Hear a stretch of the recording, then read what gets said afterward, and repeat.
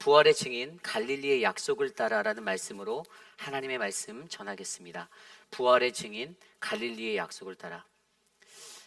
저도 이 말씀을 시작하며 이렇게 해놨어요. 부활의 아침이 밝았습니다. 옆에 계신 분들과 인사합시다. 근데 인사를 너무 많이 해서 넘어가도록 하겠습니다. 오늘 이곳에 부활의 주님이 계시기에 우리가 너무나도 감사하게 아름다운 예배를 드리시기를 간절히 기도드립니다. 오늘 우리에게 주신 말씀의 제목은요, 부활의 증인 갈릴리의 약속을 따라입니다. 오늘 본문은요, 예수님의 십자가의 사건, 그 이후 사흘째 되던 날에 매우 이른 아침에 예수님의 무덤으로 찾아간 세 여인의 이야기입니다. 왜 그들이 이렇게 예수께로 이른 아침부터 달려왔을까요?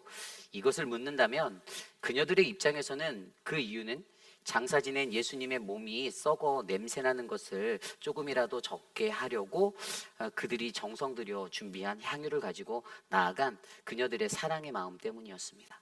너무 귀합니다. 그리고 이것을 바라보시는 하나님의 입장에서는요, 바로 그들이 예수 부활을 목격한 증인이 되는 것을 꼭 이루셔야만 했기 때문입니다. 그들은 바로 예수 그리스도의 부활의 증인들입니다. 그래서 오늘 중요한 것은요, 예수님의 부활의 증인으로 세워진 이 세 여인들, 그리고 오늘 이 시대를 예수 부활의 증인으로 살아가야 하는 저와 여러분, 우리들의 삶의 모습에 어떻게 우리가 살아가야 진정한 부활의 증인으로서의 삶을 살 수가 있는지를 말씀으로 함께 살펴보고자 합니다. 오늘 말씀은요, 우리가 이 땅에서 부활의 증인으로 살아갈 때에 필요한 가장 중요한 요소 두 가지를 설명해 주고 있습니다. 첫 번째로, 부활의 증인이 되려면 우리는 예수를 사랑함으로 부활의 증인이 되어야 합니다. 우리가 부활의 증인이 되려면요, 우리는 예수를 사랑함으로 부활의 증인이 되어야 합니다. 여기에서 강력하게 강조하는 한 가지는 예수를 진심으로 사랑하면입니다. 오늘 말씀 1절에 막달라 마리아와 야고보의 어머니 마리아, 그리고 살로메가 등장합니다. 이 여인들은요, 예수님의 십자가의 처형을 직접 목격한 증인들이었고요, 특별히 앞선 막달라 마리아와 야고보의 어머니 마리아는요, 예수님의 매장까지도 목격했던 십자가의 산 증인입니다. 그리고 이 세 사람 모두가 가진 공통점은 모두 다 예수를 사랑한다라는 자입니다. 그리고 그들은 예수 그리스도의 사랑을 경험했던 사람들이죠. 오늘 말씀 속 저 여인들, 사실 그때 유대인들에게는 시체를 만지는 것은 부정한 것이었기에 오늘 그녀들이 행한 것은 매우 부정적인 행위로 여겨질 수밖에 없는 것입니다. 그런데 그녀들이 그것을 무릅쓰고 예수님의 무덤가로 나아갑니다. 왜죠? 그만큼 예수를 사랑했기 때문입니다.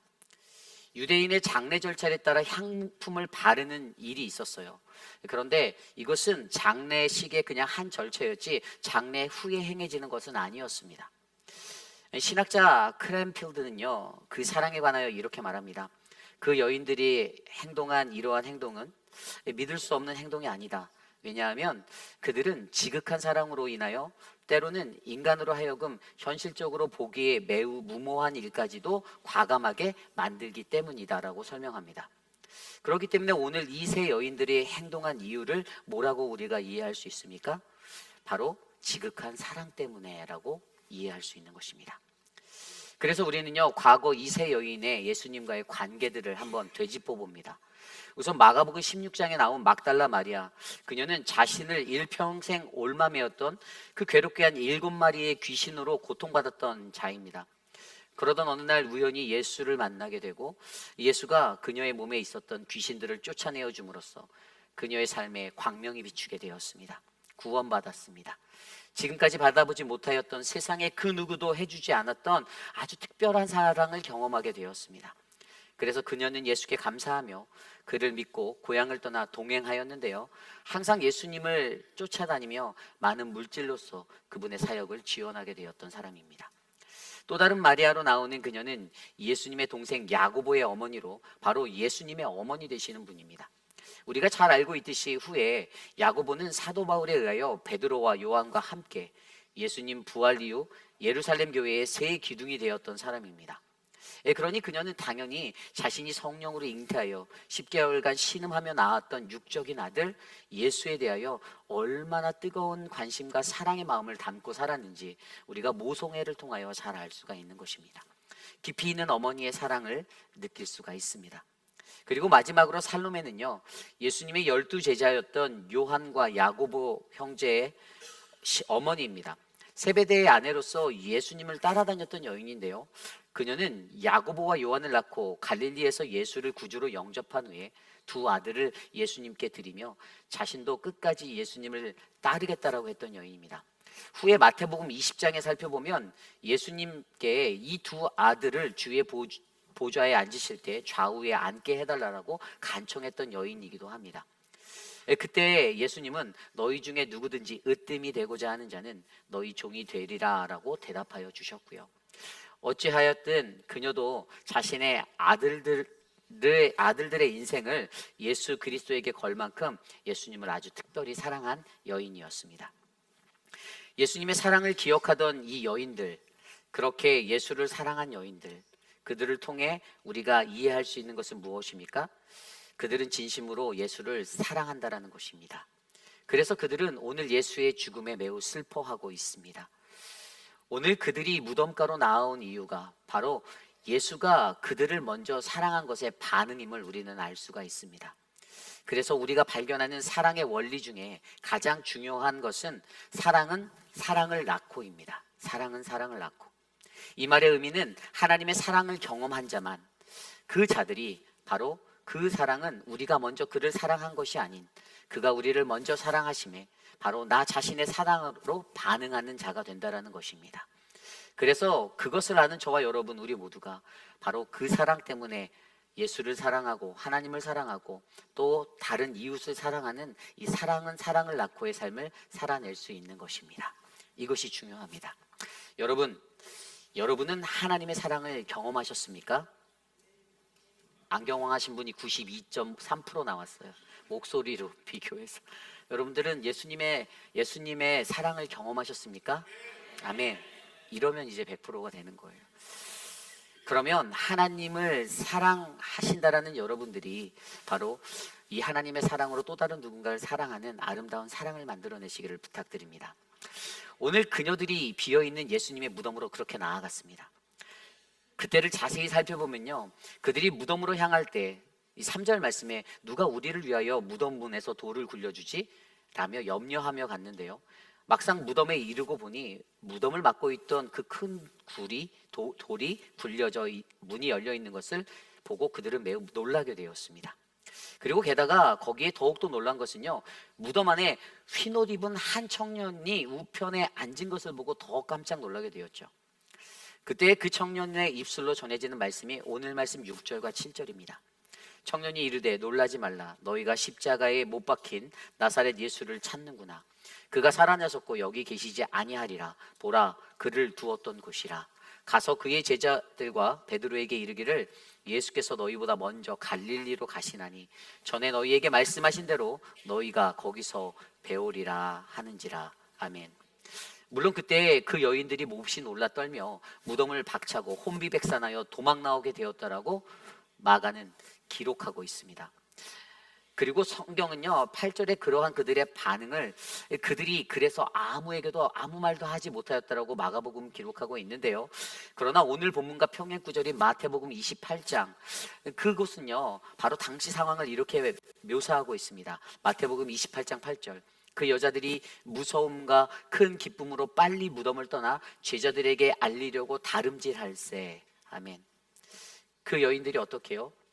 분명한 것은 여인들이 자신들의 마음의 무서움을 빨리 진정시켰고 오히려 그것을 큰 기쁨으로 받아 자신들이 경험한 부활의 주님과 그때 받은 메시지를 제자들에게 전하였더라고 말합니다. 여기서 우리가 알 수 있는 것은 이 세 여인은 분명 예수님을 특별히 사랑하고 따랐던 자들이라는 것, 그러한 여인들이 예수 그리스도의 부활의 첫 번째 목격자가 되었고 후에 예수의 무덤에서 나아가 놀라 도망하였든 바로 전하였든 더욱 중요한 것은 그들은 가장 먼저 사도들과 세상에 예수 부활의 증거를 나누었던 증인들이 되었다는 사실입니다. 이로써 부활의 증인된 성도의 첫 번째 사명이 바로 그리스도의 부활을 전하는 데 있음을 우리에게 알려주고 있습니다.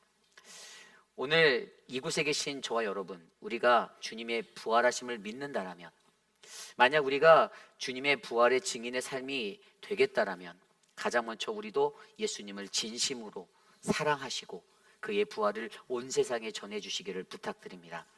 두렵고 떨릴 수도 있습니다. 어려울 수도 있습니다. 그러나 우리는 그 모든 두려움을 몰아내고 예수님을 사랑한 자들의 증거로서 저 세 여인들처럼 예수님이 다시 사셨고 예수님께서 제자들을 부르신 갈릴리의 사명으로 나아가라는 그 믿음을 전하는 아름다운 사명자 되시기를 간절히 부탁드립니다. 오늘 마지막 두 번째로 부활의 증인이 되려면 우리는 갈릴리로 나가야 합니다. 우리는 갈릴리로 나가셔야만 합니다. 오늘 부활의 증인들에게 전한 말씀 7절입니다. 가서 그의 제자들과 베드로에게 이르기를 예수께서 너희보다 먼저 갈릴리로 가시나니 전에 너희에게 말씀하신 대로 너희가 거기서 배우리라 하는지라. 아멘. 여기에 나온 그들이 전해야 하는 말은요, 갈릴리로 나아가라의 이 갈릴리의 약속이었습니다. 우리가 앞서 마가복음 14장 27절 28절 말씀을 통해 예수께서 제자들에게 이르신 것들, 너희가 나를 다 버리리라. 그러나 그때에 기록된 바 내가 목자를 치리니 양들이 흩어질 것이고, 그러나 내가 다시 살아난 후에 너희보다 먼저 갈릴리에 갈게라는 그 말씀을 그들은 기억하고 있었습니다. 분명 예수님은 그들의 제자들에게 십자가의 사건, 자신의 죽음과 부활 이후에 내가 너희보다 먼저 갈릴리에 가 계시겠다라고 말씀하셨는데요. 그런데 정작 어땠습니까? 예수님이 아닌 제자들이 먼저 그곳으로 가게 되었습니다. 물론 부활의 사건에도 갈릴리의 약속을 잊고 있었던 제자들의 모습이 있는데요. 부활의 주님은 그 여인들을 통하여서 또는 엠마오로 가는 두 제자들을 통하여서 제자들에게 또는 직접 나타나셔서 갈릴리로 나아가는 것에 대해서 상기시켜 주셨습니다. 오늘 우리는 부활의 주님을 맞이하며 저와 여러분 우리가 나는 갈릴리에 서 있는가에 관한 질문을 던져보셔야 합니다. 오늘 여러분들은 이 부활의 날, 부활의 아침, 여러분들은 어디에 서 계십니까? 그렇다면 우리는 여기서 우리가 나아가야 할 갈릴리가 어디인지 다시 한번 생각해 봅니다.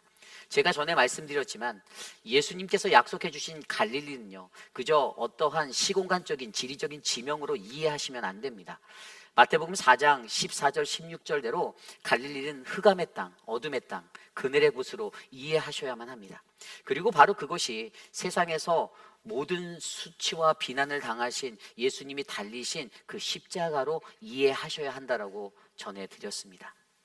그래서 갈릴리는요, 내세울 것 없는 너무나도 가난한 자들이 많이 모여 사는 바로 세상의 멸시천대 수치의 장소, 그가 달려 돌아가신 그 영적인 장소, 십자가가 되는 곳입니다. 결국 오늘 예수님은요, 그의 제자들에게 약속하신 갈릴리의 약속, 그곳에서 만나자라고 말씀하시는 거예요. 그것을 까먹었기에 이 여인들을 통하여 그것을 다시 한번 알려주시는 겁니다. 그렇게 예수를 따르는 진정한 주의 백성, 부활의 증인은 반드시 우리 부활의 주님을 십자가에서 다시 만나야만 한다라는 것입니다. 부활의 증인인 우리들은 어떻게 해야 할까요? 우리는 이 십자가의 목적으로 살아가는 동안 그 갈릴리를 향해 나아가는 믿음의 사람들이 되어야 합니다. 그런데 여기서 우리는 한 가지 더 주목해 보아야 하는 것이 있습니다. 그것은 바로 예수님은요, 우리를 그 갈릴리라는 십자가로 초대하실 때 그가 알려주시는 그 사명을 이룰 수 있는 비결을 같이 알려주고 계신다라는 거예요. 그 비결이 바로 말씀과 사랑입니다. 말씀과 사랑. 여러분, 예수님을 따르는 부활의 증인들에게 가장 중요한 것이 무엇입니까? 그것은 믿음입니다. 그런데 문제는 부활의 소식과 갈릴리의 약속을 들은 그 제자들이 그 마음에 그 소식을 듣고도 혹은 부활한 예수가 직접 나타나 보여주셨음에도 그들이 3번이나 믿지 않았다라고 성경은 알려주고 있습니다. 그들이 믿지 않았던 첫 번째, 예수 부활 후에 오늘 말씀 10절과 11절에 보면 정신이 든 마리아가 예수와 함께하던 사람들이 슬퍼 우는 중에 나아가 예수의 부활과 자신에게 보이심을 전하나 어떻게 해요? 그들이 믿지 않았습니다 라고 기록되어져 있습니다. 누가복음 24장 11절에도 보면 사도들은 그들의 말이 허탄한 듯 들려 믿지 아니하나라고 적혀 있죠. 믿지 않았습니다.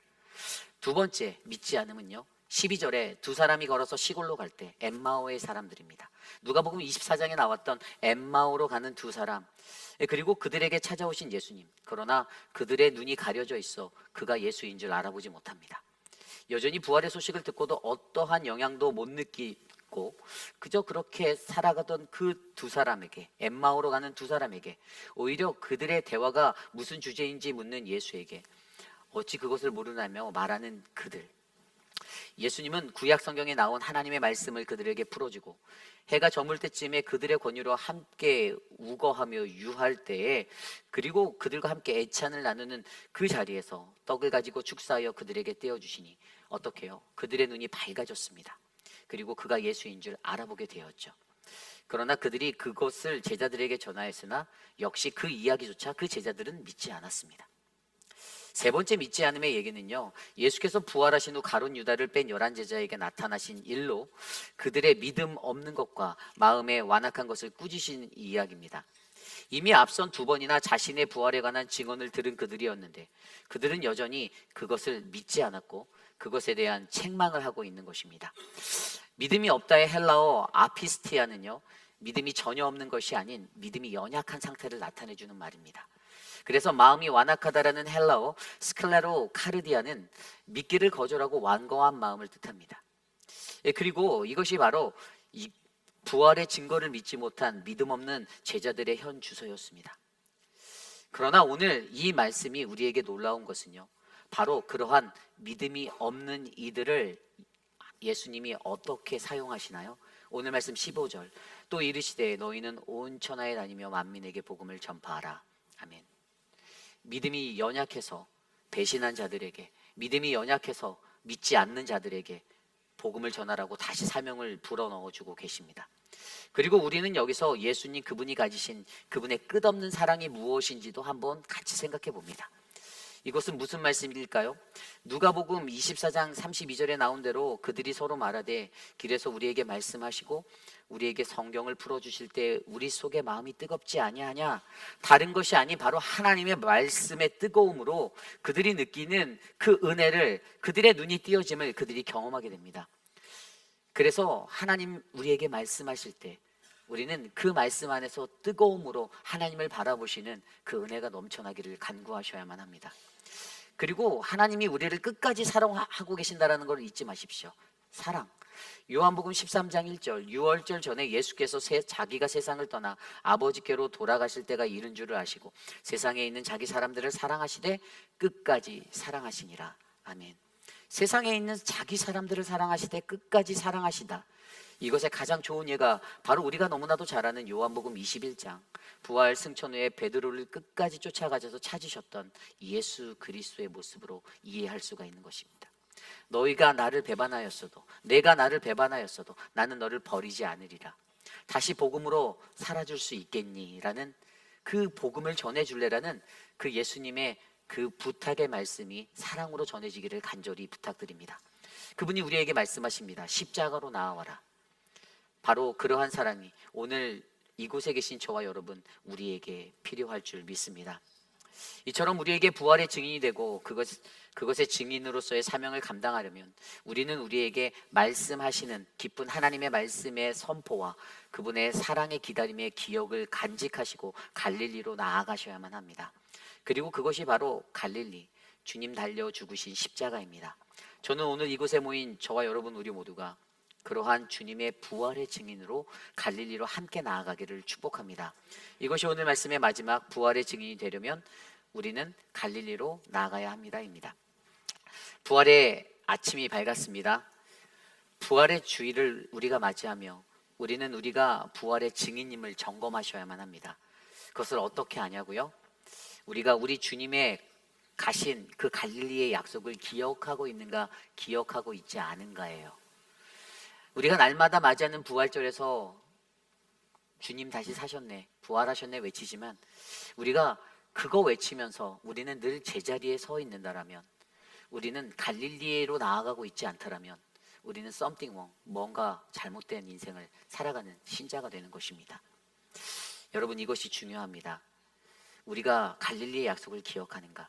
우리의 삶의 부활의 증인으로서 그 갈릴리 십자가를 잊고 사는 건 아닌지 점검해 보시며, 오늘 이곳에 계신 우리 모두가, 또 사랑하는 우리 회입길 아닌 장로교회가 하나님의 말씀과 사랑으로 부르신 그 사명을 회복하여 갈릴리로 나아가라는, 갈릴리의 약속을 따라가라는 거룩한 부활의 증인 되시기를 간절히 축복합니다.